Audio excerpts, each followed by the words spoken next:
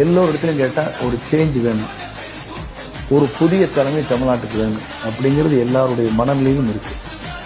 இதை வச்சா நாங்கள் 34% சொல்றோம்.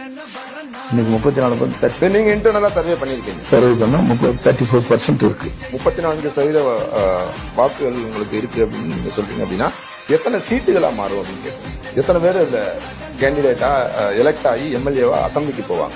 பொதுவாக வந்து ஓட்டர் ஐடியை பொறுத்த அளவுக்கு வந்து நாங்கள் இன்னைக்கு வரைக்கும் 1,28,00,000 பேர் என்ட்ரி ஆயிட்டாங்க. எப்படிங்க? ஓட்டர் ஐடி இருக்கிறவங்க எல்லா கட்சியிலும் இருக்கு, உறுப்பினர் சேர்த்துறது வேறு, அது வேறு. ஓட்டர் ஐடி இருந்தால் மட்டும்தான் என்ட்ரி ஆகுது. எல்லா கட்சியுமே அந்த மாதிரியான ஒரு டேட்டா சொல்றாங்க அப்படின்னு எங்க சொல்ற? திமுக 2 கோடி பேர் இருக்காங்க, அதிமுக அதே மாதிரி எங்களுக்கு 2 கோடி மேலே இருக்கேன்னு சொல்றாங்க.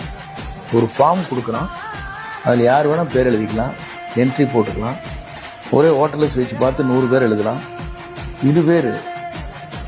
இது வந்து ஃபார்ம் கொடுத்து ஃபில்அப் பண்ணி கொடுத்து அங்கே நம்பர்ஸ் சேர்த்துறது. எல்லாரும் பெருமுயற்சி எடுத்து கட்சியில் எவ்வளோ பேர் சேர்ந்துருக்கான்னு ஒரு ஃபிகர் காட்டுறது. ஆனால் இதில் அப்படி கிடையாது. ஓட்டர் ஐடி இருந்தால் மட்டும்தான் அவன் என்ட்ரி ஆக முடியும். இது வரைக்கும் எந்த கட்சியிலுமே இல்லை. ஏதோ வேற கட்சியிலுக்கும் சொல்லுங்க.